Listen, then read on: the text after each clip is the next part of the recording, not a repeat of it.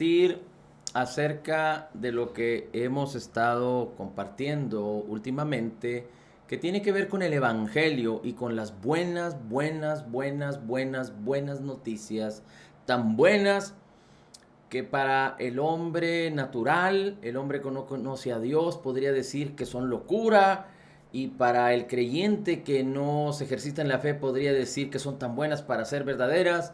Pero el propósito de Dios es que tú y yo podamos permitir que poniendo la palabra delante de nuestros ojos, en nuestra boca, en nuestros oídos, una y otra vez en nuestras mentes y en nuestros corazones, el Espíritu Santo nos revele la maravillosa bendición del Evangelio de nuestro amado Señor Jesucristo.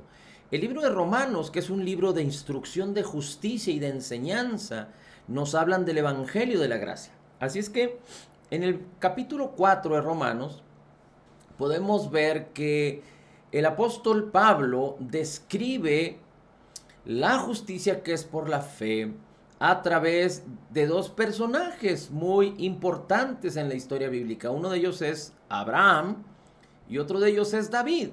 Y mire, por ejemplo, en el versículo 5, dice capítulo 4, versículo 5, mas el que no trabaja,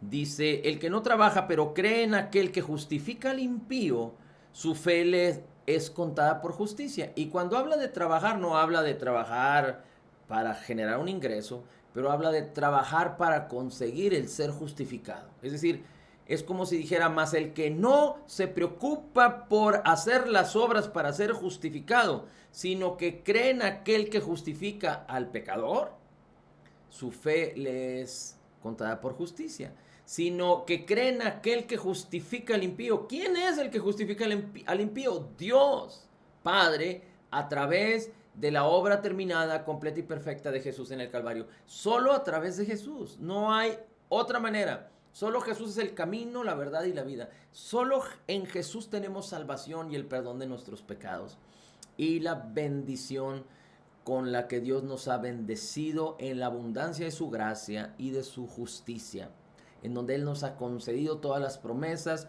nos ha equipado y nos ha bendecido de una manera extraordinaria, como lo describe la Escritura en 2 de Pedro, capítulo 1. Nos ha dado grandes y preciosas promesas para participar de la naturaleza divina. Así es que el creyente que entiende la revelación del Evangelio de la gracia y de la justicia de nuestro Señor Jesucristo, que nos revela el apóstol Pablo en las cartas a los romanos, puede entender, puede experimentar y puede participar de todo lo que nos ha sido concedido por gracia en Cristo Jesús, para bendición no solo de nuestras vidas, de nuestras familias, sino de muchos, porque a través de ti y de mí, cuando creemos correctamente y entendemos correctamente, entonces muchos podrán venir al conocimiento de la verdad y muchos recibirán a Jesús como Señor y Salvador. Fíjate cómo dice el versículo 6 hablando de David. Dice, como también David habla de la bendición que viene sobre el hombre a quien Dios atribuye justicia, aparte de las obras. Una vez más, como también David habla de la bendición que viene sobre el hombre a quien Dios atribuye justicia, aparte de las obras. Y aunque David nació en la dispensación de la ley, Dios hizo un pacto con David. Y de hecho, a través de David viene la descendencia. Es decir, Dios habló que a través de David vendría el Señor Jesucristo. Y sabemos que el Señor Jesucristo nació de una virgen y fue por obra del Espíritu Santo. Es decir, no fue a través de una simiente de hombre, 100% Dios, 100% hombre, pero a David le fue dada la promesa. Si usted revisa la genealogía de David hasta Jesucristo o la ascendencia de la genealogía de Jesucristo hacia David, ya sea a través de María, que es la madre de Jesús, o de José, que fue digamos, el padrastro de Jesús, ambas genealogías conducen a David. Bien, ahora, ¿qué podemos decir de Abraham y qué podemos decir de David? Abraham y David no fueron perfectos. David fue rey, tuvo muchos aciertos, cometió muchos errores. Pero cuando Dios dijo, voy a buscar a alguien conforme a mi corazón, encontró a David. Y David tenía ese corazón para, aún en medio de la adversidad, aún en medio del quebranto, aún en medio del dolor y del rechazo y de los errores, él podía consentir que Dios tuviera a bien bendecirlo aún en medio de sus errores. No por causa de sus errores, pero de alguna manera David representa, dice la escritura aquí, la justicia que es a través de la fe. Y también Abraham. Así es que tanto David no fue perfecto, pero cuando él dice, David habla de la bendición que viene sobre el hombre a quien Dios atribuye justicia aparte de las obras. David está hablando de ti y de mí, porque David lo habló de alguna manera proféticamente. Y muchos de los salmos de David son salmos proféticos, que fueron una bendición para su tiempo, pero tienen una profecía progresiva, es decir, para nuestro tiempo y para todo aquel que cree. Muy bien, ahora fíjate cómo dice la escritura en el versículo 13 de Romanos 4. Dice, porque la promesa a Abraham o a su descendencia de que él sería heredero del mundo no fue hecha por medio de la ley, sino por medio de la justicia de la fe. Y es muy importante que podamos entender que Abraham fue antes de la ley. Y cuando hablamos de la ley, hablamos de la ley de Moisés. Así es que la justicia que le fue concedida a Abraham no fue a través de la ley. La promesa que le fue concedida a Abraham y a su descendencia, que ahí la Biblia habla de ti y de mí, no fue a través de la ley de Moisés, pero fue por medio de la justicia, por causa de creerle a Dios. Dice la escritura que Abraham creyó a Dios y le fue contado por justicia. Mira cómo dice el versículo 16. Por eso es por fe, para que esté de acuerdo con la gracia, a fin de que la promesa sea firme para toda la posteridad, no solo a los que son de la ley, sino también a los que son de la fe de Abraham, el cual es Padre de todos nosotros. Es decir, en la gracia de nuestro Señor Jesucristo no hay acepción de personas. Todos aquellos que eran regidos y guiados por la ley antes de Jesús, y todos aquellos que no tenían ley, ambos pueblos, creyendo en Jesús y en su obra terminada, tienen entrada a la bendición de la justicia que es a través de la fe, a la promesa que Dios le dio a Abraham, y no solo a él, sino a toda la descendencia, a la posteridad, a los que por la fe nos fuese contada, nos fuese entregada, nos fuese concedida la justicia de Dios que es en Cristo Jesús. Ahora, fíjate cómo dice la promesa. Dice Dios, en el versículo 13 leímos que Dios le dio la bendición a Abraham, que lo hacía heredero del mundo.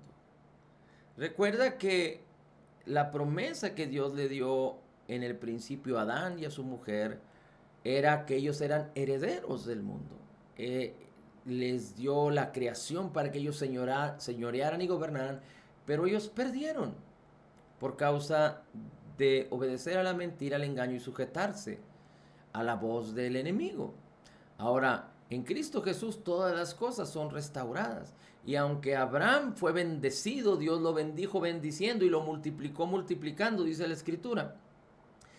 Pero de alguna manera, hasta que Cristo murió en la cruz del Calvario y resucitó, fue que todas las cosas fueron restauradas. Y entonces Dios nos hizo herederos juntamente con Abraham.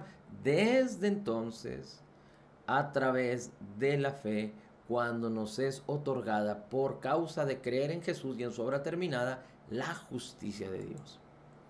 Recuerda que la salvación que nos ha regalado nuestro Dios y Padre no es solo a través de la gracia, no es solo por gracia, es por gracia a través de la fe.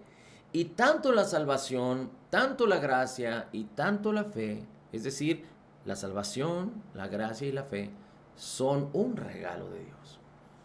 Dice entonces el versículo 18, Abraham creyó en esperanza contra esperanza, a fin de llegar a ser padre de muchas naciones.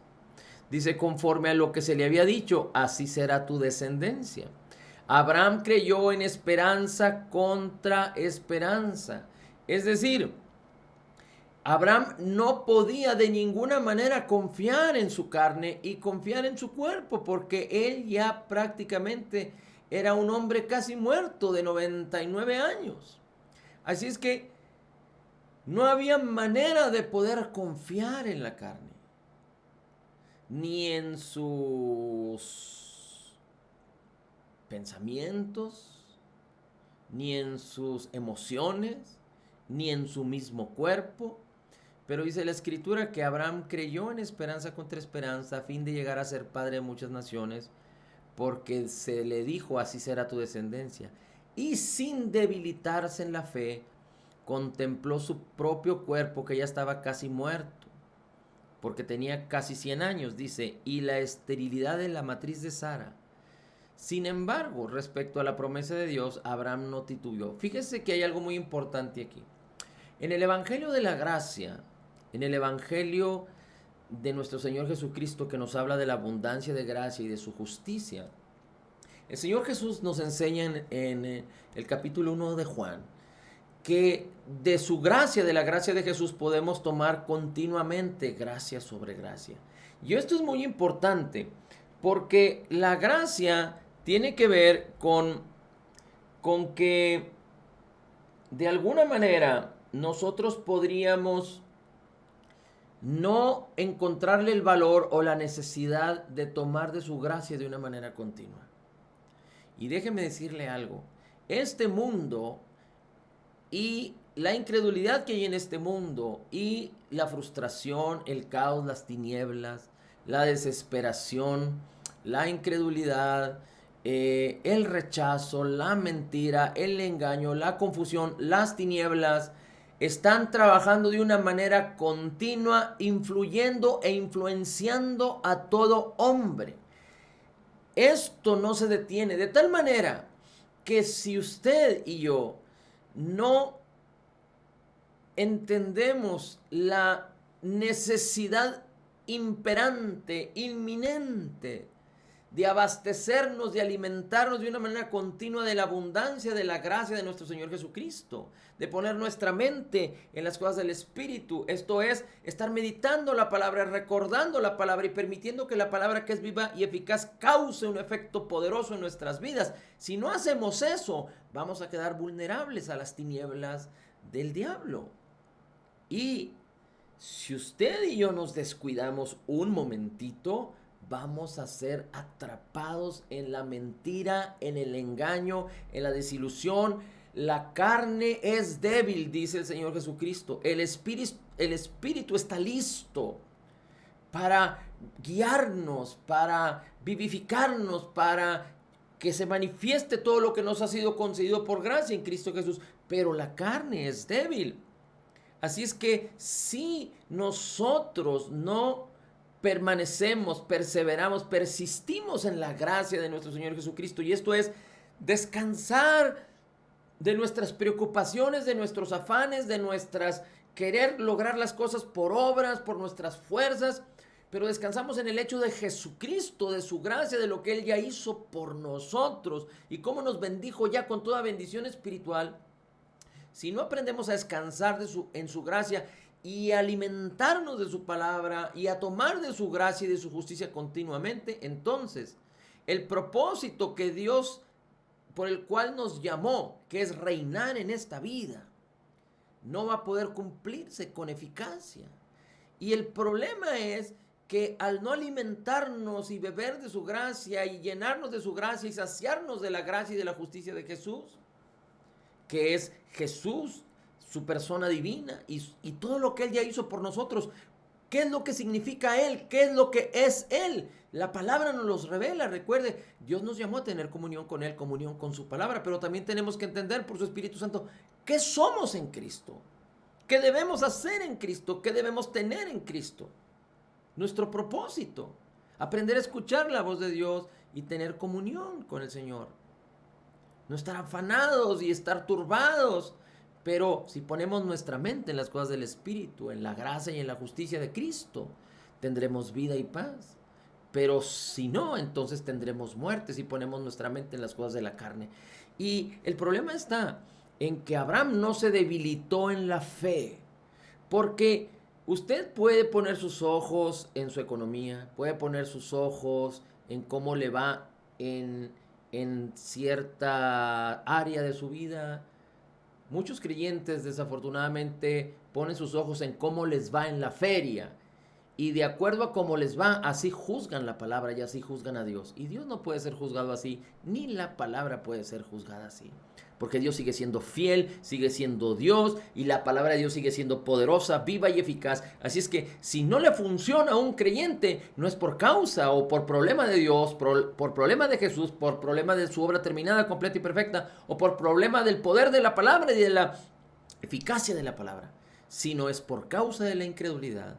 Y es por causa de que el creyente, cuando no manifiesta la gloria de lo que Cristo ha puesto en nuestras vidas, cuando no se apropia de las cosas que nos han sido concedidas por gracia, es porque el creyente está permitiendo la incredulidad en su vida, o porque el creyente no está respondiendo positivamente a lo que Dios ya hizo, a lo que Dios ya nos proveyó, a cómo Dios ya se movió y quiere manifestarse en su vida. A eso se le llama fe. Y recuerde, la fe es una ley. Así es que si nosotros ponemos en nuestra mente, en nuestro corazón la palabra, dice la Escritura que la fe viene por el oír la palabra, y esto es una ley. La fe viene por oír la palabra. Tú y yo recibimos, si somos creyentes nacidos de nuevo, recibimos ya la medida de fe.